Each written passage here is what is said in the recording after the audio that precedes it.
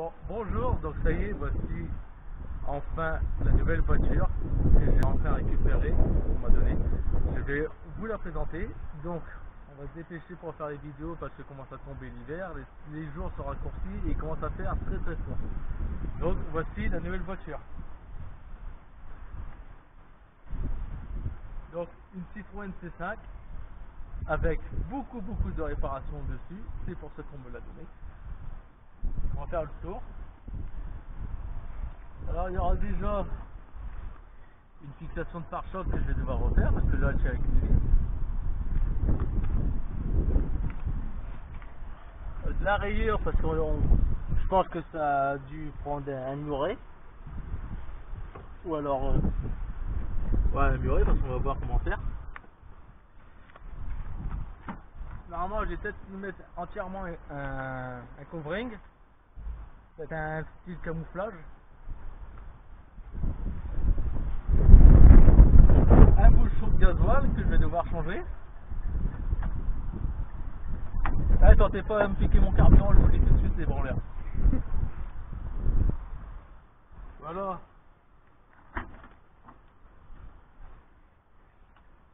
Bon, il y a quelques panneaux intérieurs à devoir remettre. Sinon dans l'ensemble c'est plutôt bien. Il y a le faisceau du feu gauche que je vais devoir voir parce que des fois il merde. À mon avis il y a un mauvais câblage ou alors des câbles qui seraient pincés parce que des fois le feu ne fonctionne pas et les clignotants ne fonctionnent pas alors que quand on tape dessus tout refonctionne correctement. Grand coffre, très spacieux.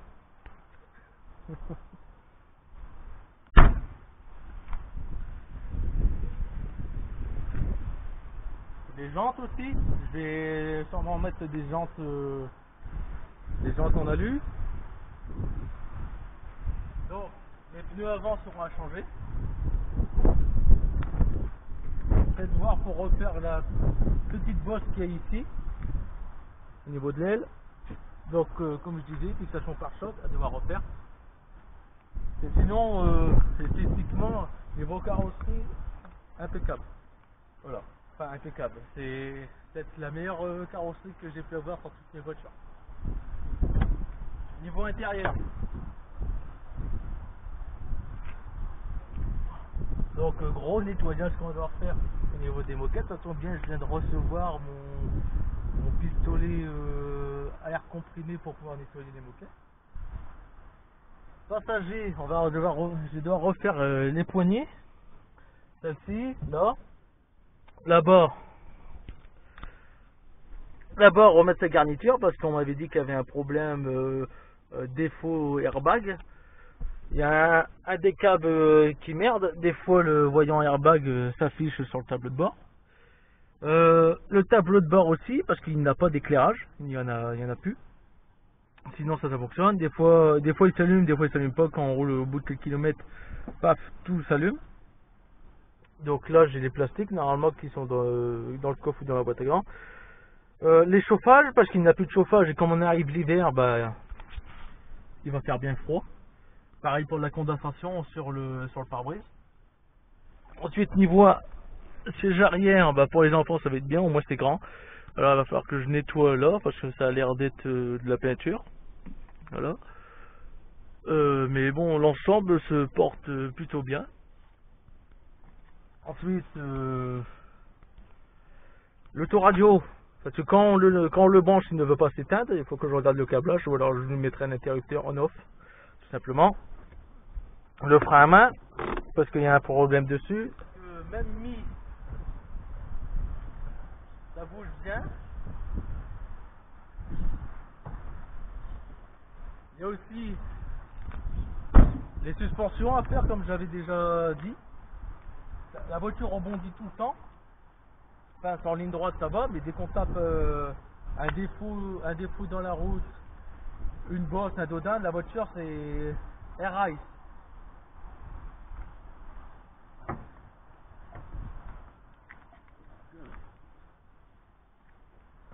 Voilà ce magnifique moteur, le 2 litres HDI. Donc là ça a l'air de pisser l'huile, comme vous pouvez voir. Ça a l'air de bien pisser l'huile comme on voit ici là. Voilà, j'ai reçu ça. Je vais dégager toutes ces feuilles là aussi. Voilà. Donc regardez pour les sphères, parce qu'à mon avis ça doit être que les sphères à devoir changer. Il y aura une vidange moteur, même si la vidange moteur elle vient d'être faite, mais elle a été faite avec de l'huile premier prix. La 1040 et pour un turbo, ça n'aime pas ça. Chaque truc que je touche, c'est grand. Filtre à gasoil. Joint cache culbuteur, je vais voir pour l'enlever, pour regarder déjà l'état des soupapes, comment ça va être mis. L'intercolleur, parce qu'il pisse. Il pisse de l'huile l'intercolleur, donc on va bien nettoyer ça. La clim, je sais pas si je vais la remettre parce qu'il n'y a plus de gaz, il n'y a plus rien. Mais le compresseur de clim est toujours là, à moins que ça se fasse pour la direction assistée, ça. Celui-ci. Ouais, c'est la direction assistée. Voilà. La corde de distribution qui sera à faire aussi également. Mais le plus gros problème à faire, déjà pour passer le contrôle technique, c'est les sphères à changer, poignée et le frein à main, parce que le frein à main, à ce qui paraît, il y aurait un étrier du frein à main qui serait cassé. Donc en fait la roue serait bloquée que sur une seule roue et non sur deux roues. Voilà. Il y aura aussi les freins arrière à faire, parce que la dernière fois quand j'ai changé les pneus parce qu'ils étaient crevés, j'avais vu que les plaquettes étaient commencées à s'user, tout simplement. Donc voilà le niveau moteur, les 2 litres HDI 109 chevaux. Donc là on va aller faire un essai routier. Oui. Il y aura aussi la ceinture que je vais peut-être changer parce que j'ai plus la boule au niveau de la sangle. Donc du coup ça redescend jusqu'en bas et c'est très emmerdant. Donc on est parti pour l'essai routier. Donc là j'ai été roulé à peu près un aller de chez mes parents à chez moi. Mais la voiture est sur réserve, il me reste 79 km d'autonomie. Donc, niveau kilométrage, 336 166 km la voiture a. Et je vais, dans une prochaine vidéo, vous dire ce que je vais faire avec cette voiture. Voilà, tout simplement. Donc là, niveau compteur, tout fonctionne. Il est midi et demi bientôt. Là. Nous sommes sur réserve et vous allez voir comment la voiture 11h22. Ouais, décalage horaire. Quand on approche l'hiver, on peut dire que décalage horaire. Bon, là on va faire le test routier, vous allez voir la voiture comment rebondit, tout simplement. Donc étonnez-vous pas si on entend le turbo siffler, je ne sais pas si c'est normal ou non. Après si vous voyez la fumée noire derrière, c'est normal mais sans être normal.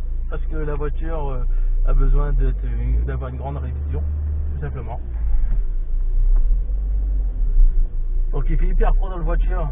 Là, les chauffages, conducteurs et passagers sont réglés sur 28 degrés, mais il n'y a rien qui va, il n'y a plus de touche d'air, il n'y a plus rien, tout simplement. Donc là, je ne sais pas si on le sent, mais on rebondit déjà. Là, j'ai monté sur un trottoir. Voilà, et vous allez voir comment on rebondit.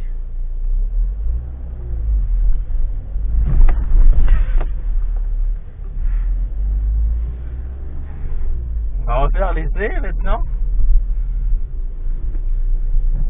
Bah regarde-moi, suive-moi. Voilà, là j'ai juste une roue posée sur le trottoir.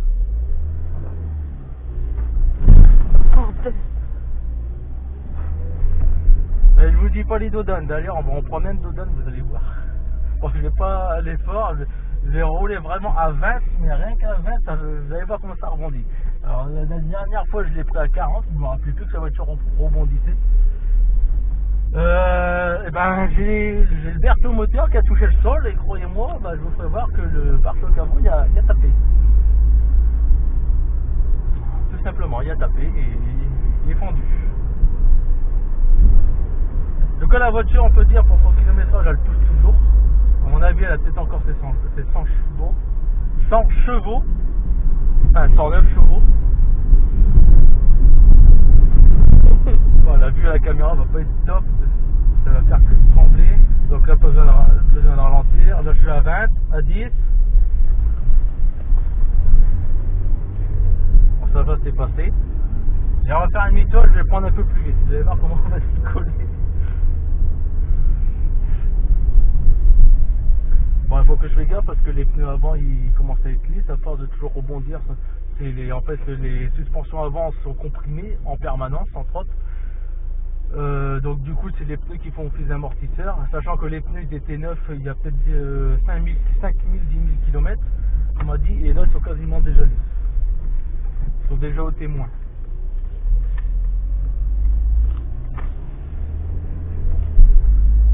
De toute façon à chaque accélération on sent que l'avant il freine.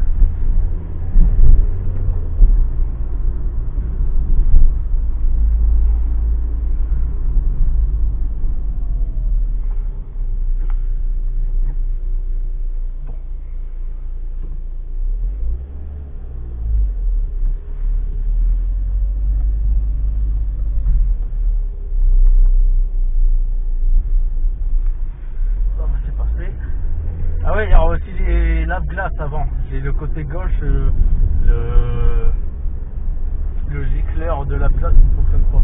Ouais, au moins il doit être bouché. Parce qu'il mousse juste. C'est impeccable, on est ouvert. Voilà, ça c'est orange. Bon.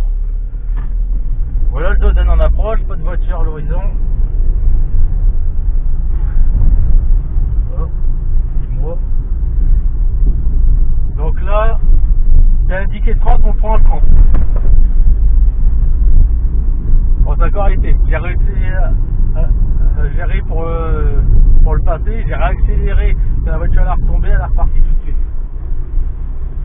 Comme vous pouvez voir, on rebondit en permanence. Et il n'y a pas d'exagération. On rebondit vraiment en permanence dans cette voiture.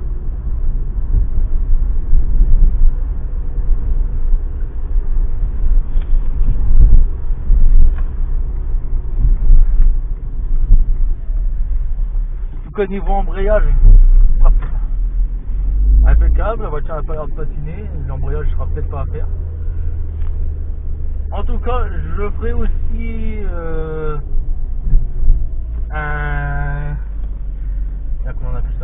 un historique de véhicule pour savoir les anciens propriétaires, tout ça, par Histovec et Car Vertical aussi. Donc non, je ne suis pas sponsorisé par Histovec et Car Vertical, voilà, mais je vous ferai voir. Alors, je vous ferai voir l'historique de ces véhicules, combien de propriétaires elle a eu, de où elle vient et autres. Je sais déjà que c'est un véhicule importé parce que j'ai été voir sur Histovec. Et Histovec ne savent pas me dire combien de propriétaires elle a eu. Je sais déjà que moi je vais être le 6e propriétaire, radar de recul, je vais être le 6e propriétaire français à posséder ce véhicule.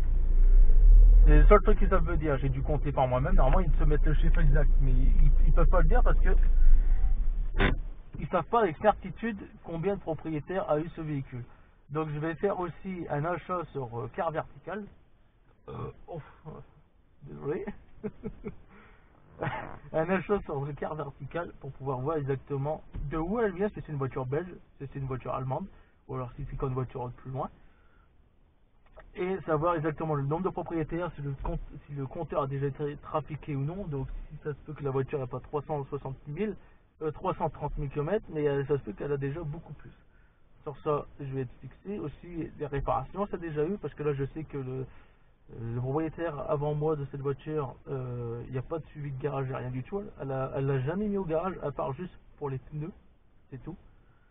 Et c'est tout, il n'y a rien eu d'autre. Après, je ne sais pas si c'est maladif. À ce qui paraît, le démarreur bloque tout le temps. En 2 ans, elle a changé environ 3 fois le démarreur. Le démarreur, une fois qu'il fait chaud, le démarreur se grippe. En gros, les charbons se bloquent et autres. Elle a déjà changé 3 fois de démarreur. J'espère que ça va pas m'arriver. Donc, le projet qu'il va avoir avec cette voiture, ça, je vous le dirai sûrement dans une autre vidéo quand j'aurai mon garage. C'est une voiture auquel on va essayer de lui faire beaucoup de kilomètres jusqu'à temps que le moteur claque ou que le turbo claque. Si le contrôle technique me la fait passer. Parce que si le contrôle technique ne me fait pas passer cette voiture, je verrai ce que j'en fais. Alors, est-ce que je la démonte en pièces ou alors est-ce que j'en fais un truc personnel juste pour du tuning. Voilà. Et en tout cas, on verra ce qu'on en fera. Cette voiture. Bon. Attends pas que je te vole partir, tu peux l'ouvrir. Hein? Ma gueule. Ouvre le portière. Je peux pas. T'as compris toute la situation, j'ai envie de dire. Allez. Bah oui. Oui. Bon. Bon, comme je disais, là il y a un problème avec les câblages pour l'airbag. Donc je verrai c'est quoi le problème là. Et baguette de porte. Ah, j'ai cru que c'était un sou. En gros, on m'aurait donné la voiture avec de l'argent, mais non, c'est un jeton de l'auto. Oh, on aurait pu me rapporter. J'ai eu le tour quand j'ai acheté la ZX. Qui est garée là-bas derrière moi. J'achète la voiture et dedans je retrouve de l'argent. Bon, c'était pas une grande somme, c'était 5 euros. Il y avait une pièce d'euros, il l'avait récupéré, il n'a pas regardé dans l'allume-cigare. Dans le cendrier. Et l'endol, j'ai récupéré 5 euros. En gros, la voiture m'a revenu moins cher. Ça tombe. Bon, si tu veux suivre ce projet sur la restauration de cette voiture, je t'invite à t'abonner, tout simplement, à partager aussi sur des forums de Citroën C5. Parce que cette voiture là, il y a environ peut-être un demi-salaire de réparation dedans.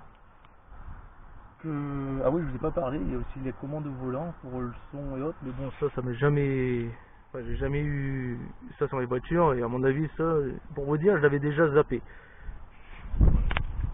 Donc comme je disais, abonne-toi, like, partage cette vidéo aussi si tu veux suivre le projet. Et en tout cas, je voulais vous dire aussi, merci à tous ceux qui ont regardé ma vidéo quand je roulais sur la 125. Est-il possible de rouler en 125 sur rocade, autoroute et voie rapide? En 24 heures, la vidéo a fait 500 vues. C'est ma première vidéo que je mets qui atteint les 500 vues en 24 heures. Ça, je vous en remercie. Et pour ça, je vais faire beaucoup de projets. Alors, la ZX, j'avais parlé comme quoi j'allais la démonter et la mettre en pièces. Non. Je vais faire un autre truc avec la ZX beaucoup mieux. Elle va rouler, mais elle sera plus roulable sur voie publique. Mais elle va rouler, tout simplement. Et cette voiture là, ça se peut même que c'est une voiture à laquelle qui va servir avec la ZX pour pouvoir faire ce que je veux faire avec la ZX. Voilà. Allez, ciao.